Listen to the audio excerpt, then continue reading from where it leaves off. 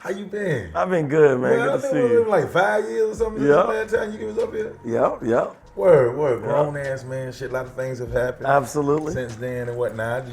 You had a lot of what you call it?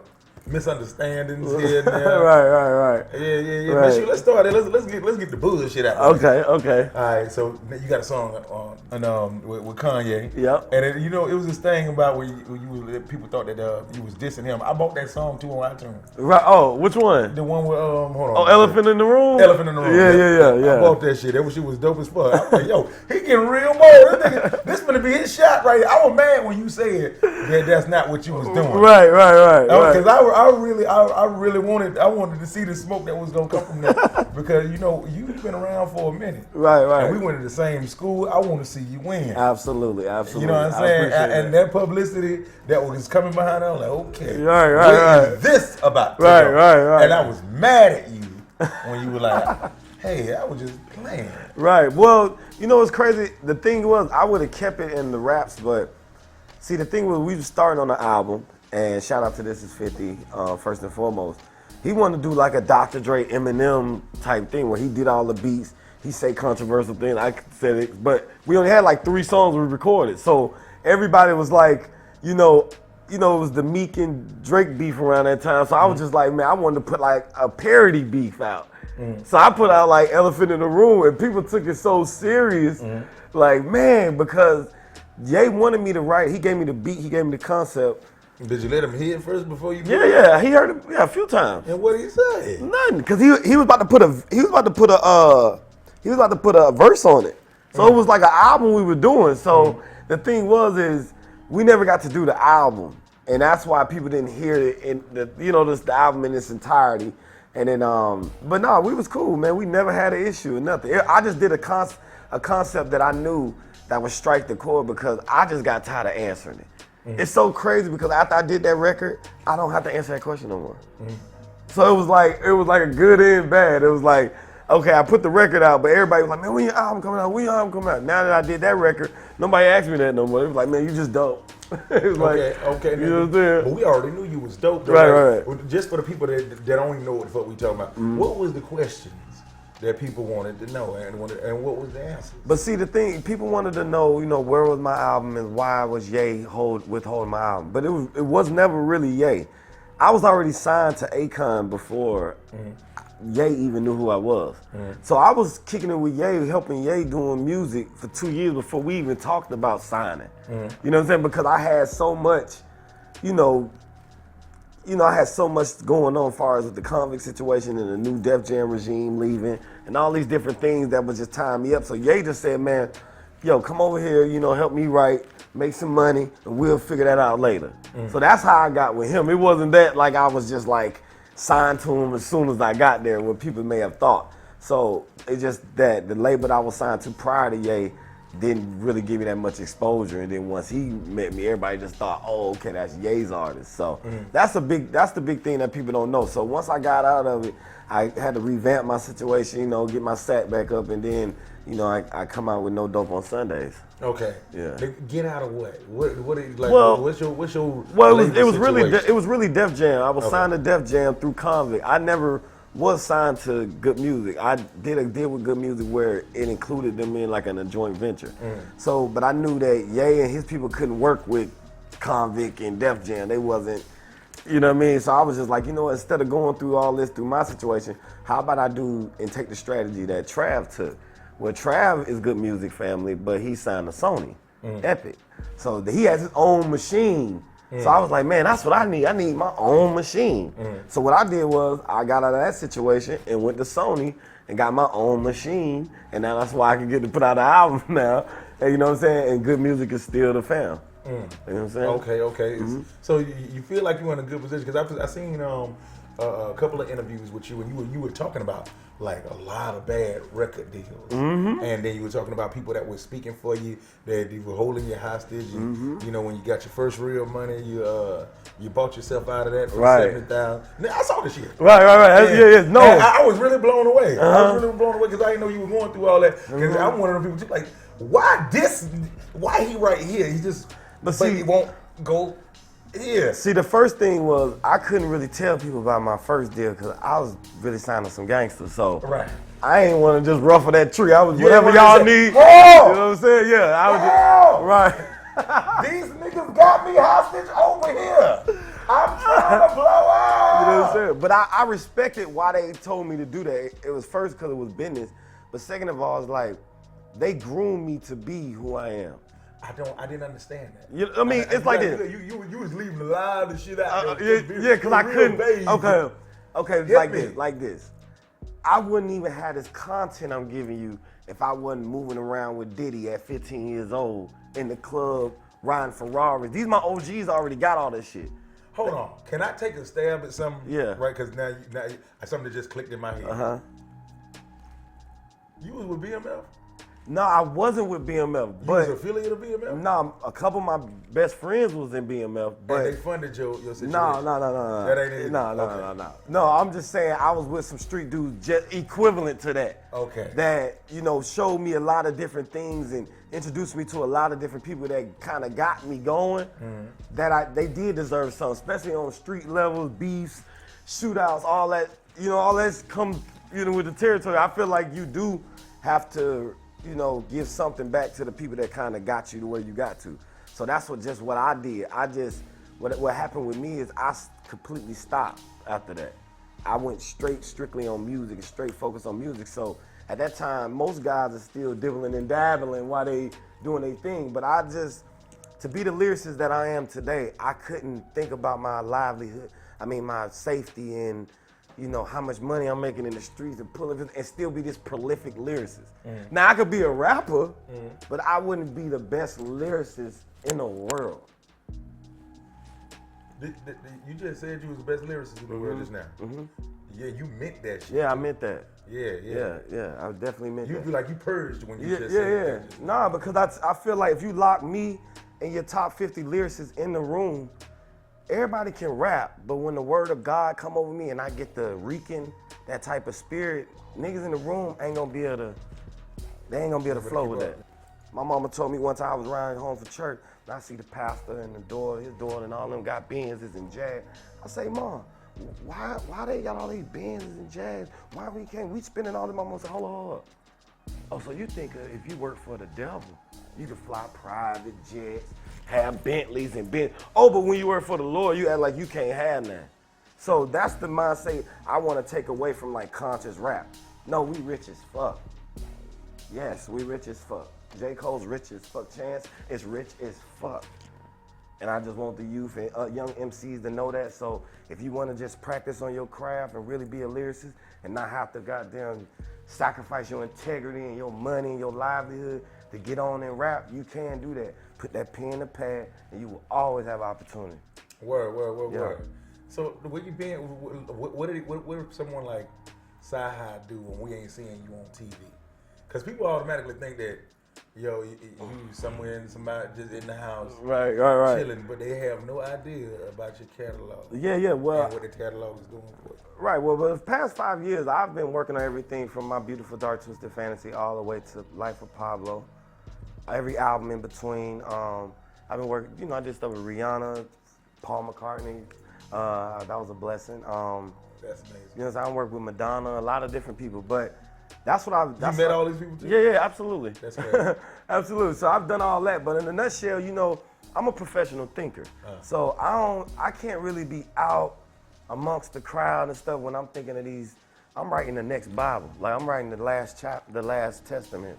So you got you got the New Testament, you got the Old Testament, and this is the last testament. So when I finish in 3,000 years from now and they write a last testament, it's certain people, I want to be in them books. I know Obama gonna be in them books. I know Martin Luther King gonna be in them books. I want to be one of them prophets in that book. I don't want to be rich. I ain't here to be rich, fucking whole, swagged out, even though I am swagged to death.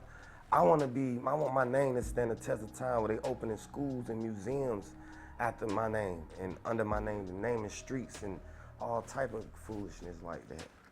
Now, you gotta explain the clergy. You've been getting backlash about that. Oh nah, I'm the ghetto gospel, and if it is any backlash, we can come pray about it. You know what I'm saying? Because I told my publicist today, I said, So y'all telling me if I talk my shit, smoke my weed, do what I do, and I bring 500,000 people to Christ, and it's a pastor that do everything right and only brought 5,000, you think God gonna get mad at me when I get up there? For wearing this priest collar, cause I ain't go through all the steps that all them niggas went through? I brought 500,000 people to you. Brother and 300 at his congregation. He did everything right. I had to finagle him a little bit. God gonna be like, I got a first class nigga, whole room glass, all marble. Boy, go on, pick anyone you wanna pick. Matter of fact, come sit next to me. Matter of fact, you know what I'm saying? Come sit right here next to me and we gonna judge them together. So I think I'm just so in tune that I ain't even tripping. You made that shit make sense. Cause I'm battling in my mind. Is he wrong? He right. Right. That dude sound right. This is street gospel. This is, you know what I'm saying? Like, my partners only call on God when they go into prison or got a bullet in them. Right, I did. You know what I'm saying? I need this type of spirituality prevents that. This kind of discerning, this kind of counseling, this kind of friendship kind of prevents that. So that's what my album about. It's just real niggas that's spiritual. See, I'll tell this too. You go to prison, you claim, you become Muslim, you dare a nigga to put his hands on you. You claim Christianity, you gotta be on some soft shit. Like, this shit ain't soft, my God ain't soft. You know what I'm saying? So that's why I wanna give young men, you can tell your partner you love him, instead of telling it to him when you're in the casket. Oh, but you think that's some sucker shit. You get what I'm saying? So that's what I'm breaking those barriers. I'm breaking those barriers of young men could be themselves and ain't gotta risk their integrity, like I said, and end up in a, worse place because you're trying to put on for other individuals that may be around you. What do you pray for? Clarity, family, a wife, success, and that's about it. Peace of mind, that's about it. If your life was a movie, what would it be called? My life was a movie, what would it be called? Jesus' Little Nephew. And why? Because that's how in tune I am to the Trinity. That's how I feel. You know what I'm saying? I just feel like that. This shit is, the devil been working with me, you know what I'm saying? He know that if this boy become successful, my whole plan is ruined. My whole plan ruined. So I'm the one that they don't want to pop out because I'm a sharpen niggas up and I'm gonna give them a certain type of game that's gonna put a lot of people out of business. You know what I'm saying? So that's why a lot of people don't, you know what I'm saying? They don't really push Cyhi because I'm definitely a positive threat. Have you ever doubted yourself? Have you ever thought about quitting? Nah, because the dopest rappers and artists in the world think I'm the dopest artist and writer in the world. It's just I have to, see, my thing was I never got to develop or build with the people because every time people would take me to a label and everybody would just want to sign me right on the spot. So it was like I would skip, fellowshipping with, on the ground level, like, hand to hand, passing out CDs, doing this.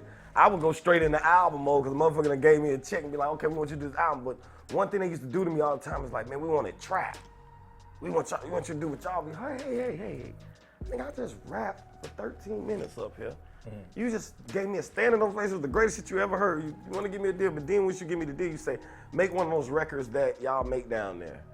And it's like, if I was gonna make one of them, it was gonna take this long because I wanted to lay my platform and let people know my music is genuine. I ain't just a trap, boastful ass rapper. I'm definitely a real person. I definitely got real stories and real things I want to speak on to the public. So I made sure I laid that platform before I really did anything celebratory. So, now we have No Dope on Sundays, and it's kind of a mixture of both, where you can, both sides can enjoy it. The masses can enjoy it together. Word. If you could do anything over, what would it be? Nothing. Probably ask Rihanna on a date while I was there. You could have did that too. I could have did that. You see the type of motherfucker she be dating. I could have did that. I just thought about it. I think she liked me, but she was kissing me on the forehead when hey. That means you know what I'm saying? Hey man, listen, I don't know what that means. You let that slide. She could. But hey, Riri, hey, listen, I'm here, baby. You know what I'm saying? I'm letting you know. Okay, put your bid in. Put your bid in. You know what she gonna see that. Yeah, what kind of women is you into though, man? What's your type? I like ladies though. I like the lady type. Like she gotta act like a girl. Like I like girls. Smart, independent, spiritual, ain't lazy, And you know, everything else we can work on, we can build. Do you mind if she's in the industry, or you like, you know what? No, it don't matter. It don't matter. It don't matter. It don't matter. I like mine to go through a little controversy too. So when we stepped out, we like Meshach and Abednego. You know, came through the fire on these folk. Then we turning up at the Met Gala or somewhere. I did that. I did. You be making this shit make sense, man. You be making it make sense. You just put me on to something right there. Yeah, man. absolutely. Let's talk about no dope on Sunday. Yes. What did you mean by that? Because you know, if I was a nigga that be buying dope, I'd be mad I couldn't get no dope on Sunday. Well, where I'm from, that's kind of like where I grew up, that was like a cardinal rule anyway, because we was out doing something, you know, family, you know, that's the day you reset. But I did this story. It's two things. It's just something that first I did it so give guys the opportunity to say, hey, just take one day to assess your situation. I just want to start with one day, and I felt like it was the easiest day, and it was the day that, you know, most of us ain't doing nothing anyway. But now we're gonna clarify, we're gonna make this that day that we ain't gonna do none of that on this day. But we're gonna get back to it Monday through Saturday. And that's what my album is about. Monday through Saturday on my album is all dope boy shit, all street shit, all real blue collar family problems. You know what I'm saying? But once it transitioned into that Sunday, that's when the part of my album is rejoiceful. But it's a real story because my partner got shot. And my partner got shot at a party, and you know, throughout the week we was, you know, hustling. We was feeling ourselves. We young. It's a block party coming up this weekend. You know, it's in that Friday he got shot. So I'm praying for my partner because I see him on the ground, they barely breathing. You know what I'm saying? So, you know, I do that. He figured, you know, everybody found out he was gonna make it and he was gonna be home in 2 days. Everybody want to take him to the club, take him to the movie show. My partner done made it 2 days. Y'all thought y'all stopped. So I'm like, nigga, no, we going to church, bro. Put on some clothes, we going to church. I took my partner to church, went to the front of the church, got prayed for. And to this day, my partner, he a rich ass street nigga. But he always say, bro, that's one of the realest things a nigga ever did for me. You know what I'm saying? Yeah, I mean, just to get you closer to your spirituality. Like, you wonder why Cyhi like, be moving around with so much confidence and shit. Be like, I don't be really giving shit about that street shit. Like, bro, come on. We gonna do some real spiritual shit. We gonna do some shit where it's a higher being, where you know you got a bigger cause for your life than just to be out here fooling around. And, you know, he turned himself into an amazing businessman. So I feel like, you know, that's how I touch individuals. I think all them things in my album and all these things and lessons I've been brought up on, I think that's what I'm delivering in this album, No Dope on Sundays. Sharpen niggas up, that's all I'm doing. Man, I'm excited about this project, bro. Redan, I'm really happy to see Eastside, y'all already know. Yes. Hey, my brother told me to tell you what's up, man. Hey, man, told us still had it. Yeah. His name is Larry Pride. Larry Pride, what's happening, Larry? I used to call him Lump out there in school. Is he light skinned? Yeah, he light skinned. I know Larry. That's my brother. That's my little brother. Damn. That's crazy, bro. Yeah, he was excited about that. Man, I remember that. Football. I was just about to ask you, he played football. Yeah. Yeah, I know Larry. Man, what's Real up, Larry? Real shit, Eastside. Small world. Small world. Man, I know you got some more famous shit to do. I'm not gonna hold you up. Hey, man, it's a pleasure being here, man. I was seeing all the 50 plaques out there and Grammys and shit. Oh, you shout out to 50. Hell yeah. Okay. Man, 50's one of my favorite too. He was one of my favorite, man. So I think just going on this promo run and just, you know, being in there, I seen all his accomplishments. I'm like, damn, I need to grab a few of these myself, you know what I'm saying? So I'm working on it, you know what I mean? Let's have it. The word. Hey, man, like I always say, you just can't say you really something you gotta be mad. Hey. Say hi to Prynce. Hey. We over here, we out of here. No dope on Sunday. Hey. New single, That Side, feature Kanye West. Y'all know what's going on. Don't kiss them hoes in the mouth unless you got to. We out of here.